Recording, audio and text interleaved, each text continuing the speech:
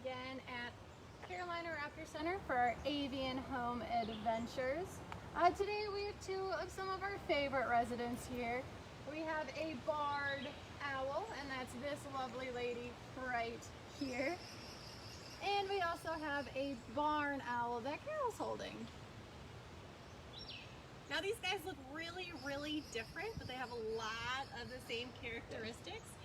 If you look at both of them, they both have that facial disc that allows them to have better hearing. The facial disc is what makes their face really round, right? You'll notice owls have really round faces. The facial disc acts like a satellite to bring in sounds towards their ears to make it louder. So at home, if you guys cup your hands and then put it behind your ear, you'll notice that as we're talking and you do that, my voice will actually get louder. So that's exactly what that facial disc does. So it brings in sound towards their ears so they can hear every little sound that is going on out in the wild. Now both of these guys are nocturnal, which if you guys have been watching some of our videos, you will know that means they are awake at night. Looking around.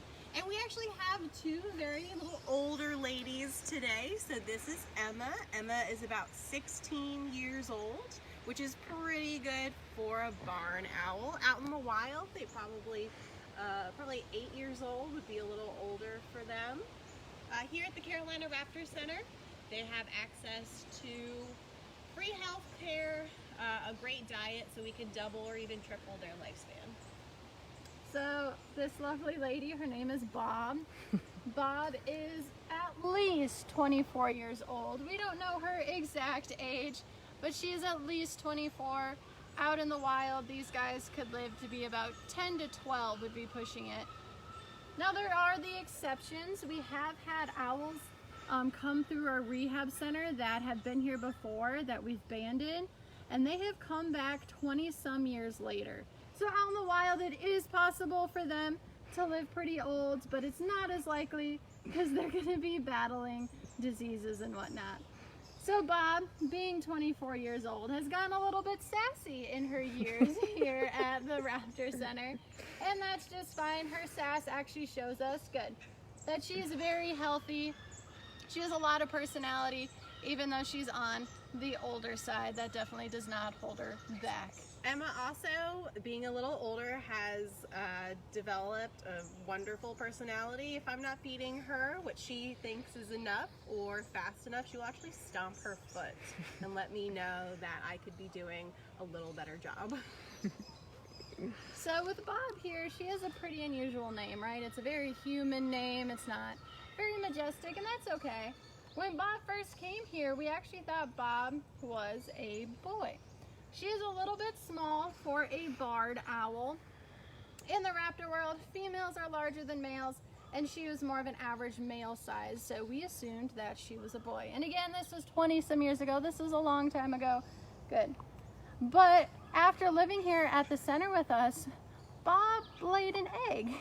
So Bob the boy became Bob the girl, but the name just kind of stuck with her because it definitely fits her goofy personality. Good. Do different owl breeds ever intermix? Ooh, that's a good question. So out in the wild, usually no. These guys are attracted to their own species. They know how to communicate with their own species. So that usually does not happen, especially between owls. Good. Why does Emma's head go back and forth? Why is she doing the barn owl dance? Yes, the classic barn owl dance. She is trying to figure out her surroundings. These guys don't really have great eyesight. Remember, they're awake at night. They really rely more on that hearing. So what she's doing is she's moving her head around, trying to figure out where her surroundings are, maybe figure out who's talking. Where the food is coming right, from. And she's also looking at my pouch, looking at my hand, waiting for that food. She's ready to eat and letting me know it. They don't really seem to be bothered by each other. No, so our birds tend to be used to living in close proximity to other birds. As long as they get their food and the other birds get their food, everyone's good. Usually in the wild, when birds get territorial, it has to do with food. That's their hunting ground, that's where they get their food. But since everybody here gets plenty of food, maybe a little bit extra for our favorites, they have no problem with each other because they know they're getting their own food and that they'll be full by the end of the day. And what are they eating today? Today is a lovely mix. Emma has a mix of chopped up pieces of mice as well as pieces of quail. We like to try a different variety, see what they like. Definitely some birds have their favorite types of food, and we get to use that maybe to bring them out a little longer. It definitely aids in training when we know what their favorite foods are. Dave, Yeah. Dave asked a question about how old do they get in the wild, just to recap. Oh yeah, so with raptors, a general rule of thumb is the larger the bird, the longer the lifespan. So the big birds like the eagles and the vultures, they're gonna live into their late teens or their 20s out in the wild. Whereas the smaller guys like these owls, they're a little bit smaller, full of personality, a little bit smaller. So they're gonna live to be around 10. And then as you go smaller to the screech owls and the kestrels, the lifespan is more 5 to 8. So we had a question about health issues, seeing as though they're older birds, and Emma's a perfect example of something that can happen and what we do to help that. Yeah, Emma, we give Emma Cosequin, which is the same Cosequin that you would give to dogs. Our cats, that just kind of helps her joints move a little easier. Yep, she doesn't seem to have any issues other than just a simple quarter of a tab of Cosequin helps. Yeah, it helps with her arthritis. So arthritis and cataracts are two things that we see a lot in our aging birds, both being things that we can work through while they're here. And we have specially designed their perches to also assist. So she's got lower hanging perches, she has ramps, definitely that aids and helps with mobility. Jim would like to know if we can talk about the barn owl / ghost connection. Oh yeah, so these guys are called barn owls and they live in barns. And people used to think they were ghosts because they are all white, they're a little spotted, they're also silent flyers. So if something's flying around your barn that's white, maybe makes a scary hooting noise, a spooky noise, people used to think they were ghosts, but they're not ghosts. They're lovely little barn owls. Carol is definitely downplaying the barn owl noise. Barn owls sound like they are screaming. So yes, it is definitely a loud screeching noise, and that's what makes them sound like a ghost. An old woman screaming. So that's a little terrifying when you're in a barn at night in the dark. Yeah. So yes, Richard asked, does being in human care hurt their hunting skills and other skills, and now that they're depending on human feeding? So Richard, these birds are education ambassadors, so these birds will never be on their own for one reason or another, and so the feeding that's happening from the people with their hands, that's actually a training tool that we use. That is their positive reinforcement. So yes, these birds will never have to hunt for food on their own. They will forever be in human care.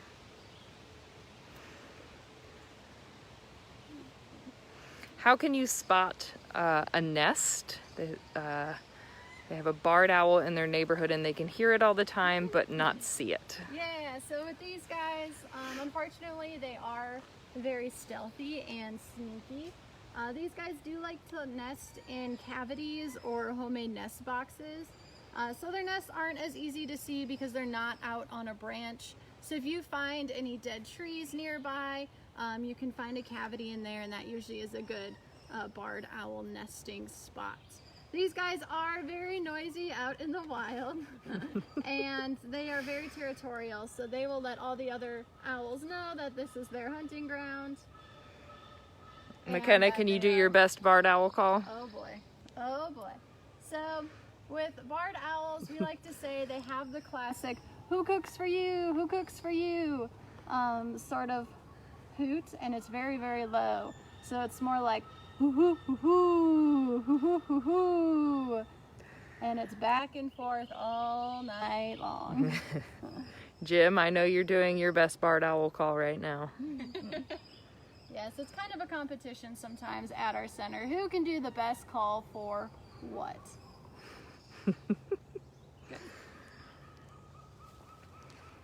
So you guys have met some of these birds. These, like Kate said, are our education ambassador birds. And if we've ever come to your school, it is very possible that you guys have actually met some of these birds in person. I think Emma just realized that I'm wearing a mask, She's like, and something she new. didn't really understand what the mask on my face was. So we see about 40,000 school kids a year. So these guys have a really important job, right? We're able to connect kids and different people at community centers, festivals, to these specific species and talk about how they're so important to the environment as a whole and why it's important not to save just raptor species, but to conserve nature in general and how everything truly is connected and how these birds really have inspired us. As humans, we have definitely stolen tricks from the raptor world. Falcons come to mind when you think of the malar marks that falcons have. Humans put dark streaks under their eyes. Falcons have dark streaks under their eyes.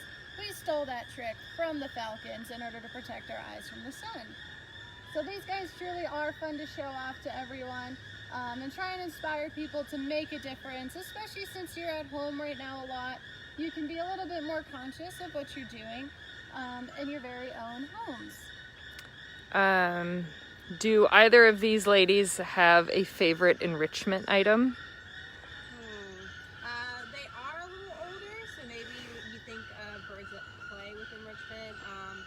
I'd say food is Emma's #1 enrichment. Yes. It's the younger birds that will play with enrichment or tear it apart. These ladies are more than happy to let the youngins. Well, you are lucky because Bob destroys her enrichment. Bob, I cleaned her today actually once we're done with this, and she has shredded tissue paper and newspaper all over her enclosure. So it all depends on the personality of the birds, which is super exciting, right? Just like people, birds have different personalities, and we definitely try and accommodate for each different personality, which makes our jobs a lot of fun and very rewarding. So how many barred owls do we have at the center, and do they talk to each other? So Bob's neighbor is actually a barred owl, and they do hoot back and forth, especially as the sun starts to set. That's when owls tend to hoot to let other owls know that that's their hunting grounds. So we have 3 different education barred owls that we take to different schools. Each trainer has their own team of birds, and so each educator has their own barred owl. Since these guys are so common, we do like to show them off. And then we do have 4 more barred owls on the trail for people who don't get to see our education programs but come visit us in person. Something interesting going on back there. She is. Emma's triangulating away. She is showing off her ability to turn her head 360 degrees. So that's actually the front of her, and her head and her face are all the way back here. There she is. Something was very interesting back there. It is a myth that owls can turn their heads all the way around. They can get really, really close. They just can't go all the way and look forward. So they can look over one shoulder, they can look around their over their other shoulder, but if they want to look forward, they gotta go all the way back around. Paula, they're eating a variety of foods today. They're eating a combination of cut up pieces of mouse and cut up pieces of quail.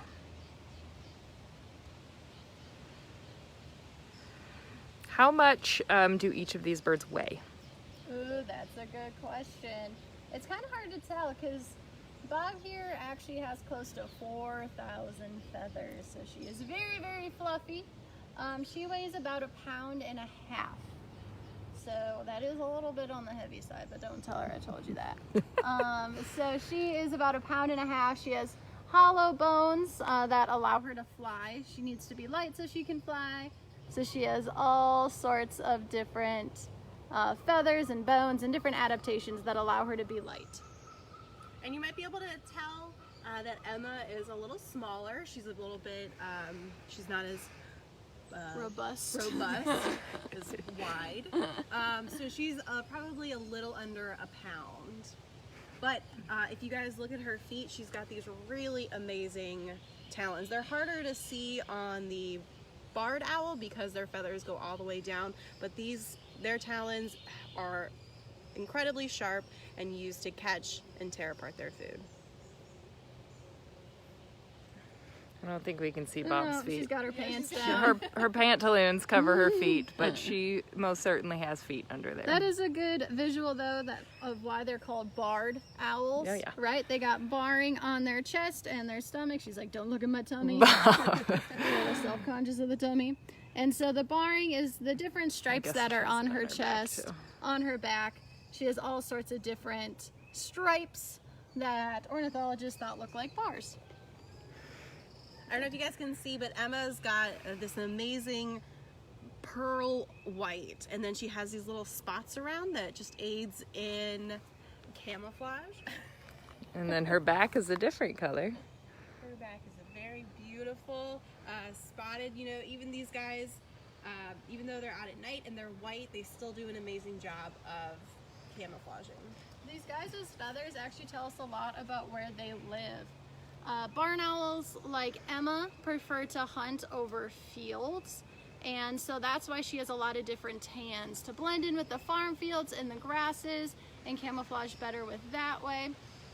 Whereas Bob likes to hunt in forests, and so she blends in really, really well with trees and bark. So next time you guys look at a bird at home, you can kind of see where they like to live based on the colors of their feathers. Lauren, yes, barn owls do have feathers on their feet. They're just really fine and wispy. I don't know if you can see if I zoom in, but they do have feathers. They're just not as thick as like the barred owl or the great horned owl. I think feet on owls are one of the most interesting feet in the raptor world. They have feet that are called zygodactyl, and they have the ability to move this outside toe forward. So when they're perching like she is, she's got the 2 toes in forward, 2 toes in back, but when she's reaching and maybe catching an animal that's moving or running away, she moves those 3 toes forward for extra grip. Yes, John, both birds are very well behaved. They've been doing this for a while. They have been doing this for a while. They're with their favorite people and they have their favorite food. Yes. So. Here at the center we use something called positive reinforcement training. These birds definitely have a 100% choice over their environment. They can say no when we ask them, and we respect that, and it just makes them more comfortable when they have control over their environment. In the wild, what is their typical largest prey item? And then do they have predators? Yeah, that's a good question. So for these guys, they do tend to stick to rodents like the mice and the voles. They will go after frogs. They do like frogs, maybe some tadpoles. But for these guys, predator-wise, really the only predator that an owl has are larger owls. So in the raptor world, big raptors do eat little raptors, and that's okay. That's the circle of life. But so she does look out for great horned owls, and small owls tend to look out for those bigger ones.